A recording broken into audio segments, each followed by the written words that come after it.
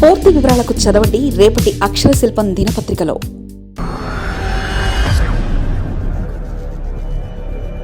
విస్తరణ కోసమే ఢిల్లీ పర్యటన. రేవంత్ ఢిల్లీ పర్యటన దాదాపు అందుకే. హస్తినా పెద్దలను కలిసి క్లియర్గా చెప్పారా? రేవంత్ హస్తినా పర్యటన వెనక ఇదే బలమైన కారణమా? రాజకీయాల్లో జాతీయ ప్రాంతీయ రాజకీయ పార్టీలకు అధికారం ఎంత ముఖ్యమనేది ప్రత్యేకించి చెప్పక్కర్లేదు.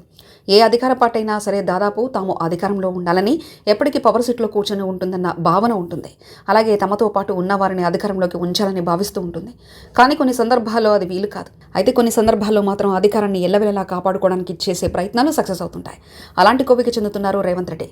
తెలంగాణలో జాతీయ కాంగ్రెస్ పార్టీ అధికారంలో ఉంది. సీఎం రేవంత్ రెడ్డి సర్కార్ ఆ పార్టీ పాలనలో చాలా బాగా నడుస్తుందనే విమర్శలు కూడా చెప్తున్నాయి.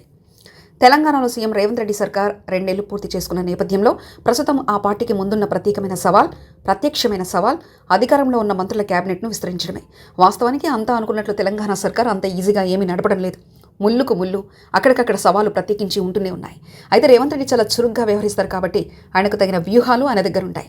కాబట్టి ఎక్కడికక్కడ కూడా బెదరకుండా ముందుకెళ్తున్నారు. అసలు తెలంగాణ భాషలో చెప్పాలంటే ఇక్కడ పరేషాన్ కాకుండా రాజకీయాలు చేస్తున్నారంట. మరోపక్క అటు జాతీయ కాంగ్రెస్ 130 ఏళ్ల చరిత్ర ఉన్న కాంగ్రెస్ పార్టీ పెద్దల్ని కూడా ఎక్కడికక్కడ మెప్పించుకుంటూ ఇటు ప్రత్యర్థి పార్టీలకు సమాధానం చెప్పుకుంటూ వస్తున్నారు. ఇక వచ్చిన చిక్కల్లా క్యాబినెట్ విస్తరించడమే. క్యాబినెట్లో ఎవరిని ఉంచాలి, ఎవరిని చేర్చుకోవాలి, ఎవరిని తీసివేయాలి అనే విషయం మీద తర్జన భర్జన జరుగుతూనే ఉంది. అందుకే ఆయన ఢిల్లీ బయలుదేరి పర్యటన చేసి వచ్చారట. తెలంగాణలో కాంగ్రెస్ ప్రభుత్వం ఏర్పడి 2 ఏళ్లు పూర్తయింది. ఇప్పటివరకు 2 సార్లు మంత్రివర్గ విస్తరణ జరిగింది. ఇంకా 2 మంత్రి పదవులు రేవంత్ రెడ్డి క్యాబినెట్లో ఖాళీగా ఉన్నాయి. ఇటీవల జూబ్లీహిల్స్ ఉప ఎన్నికల ముందు మహమ్మద్ అజారుద్దీన్ను ఒక్కరే మంత్రివర్గంలో తీసుకున్నారు. మరో 2 పదవులు 2 ఏళ్లుగా ఖాళీ ఉన్నాయి. దీంతో మంత్రివర్గ విస్తరణ జరపాలని రాష్ట్ర పార్టీ నేతలు భావిస్తున్నారు.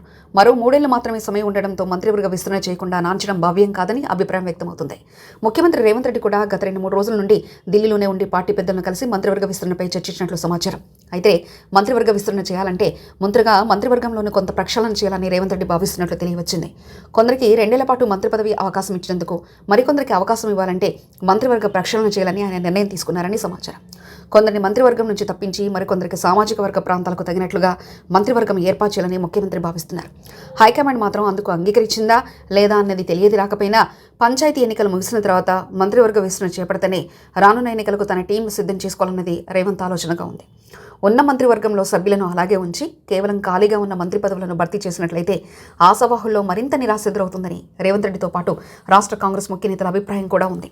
ఖాళీగా ఉన్న మంత్రి పదవులు 2 పాటు మరో 4 తప్పించగలిగితే 6 కొత్త వారికి అవకాశం దక్కుతుందని, అప్పుడు ఎలాంటి అసంతృప్తులు ఉండవన్న అంచనాలో ఉన్నారు. కానీ హైకమాండ్ ఇంతవరకు దీనిపై ఎలాంటి అనుమతి ఇవ్వలేదని తెలిసింది.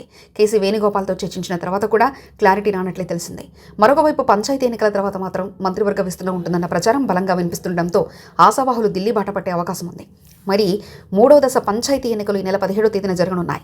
అయితే మంత్రివర్గ విస్తరణ అనేది ఎప్పుడు అన్నది మాత్రం క్లారిటీ రాకపోవడానికి కారణం ఎవరు ఇన్ ఎవరు అవుట్ అనే దానిపై హైకమాండ్ గ్రీన్ సిగ్నల్ ఇవ్వకపోవడమే.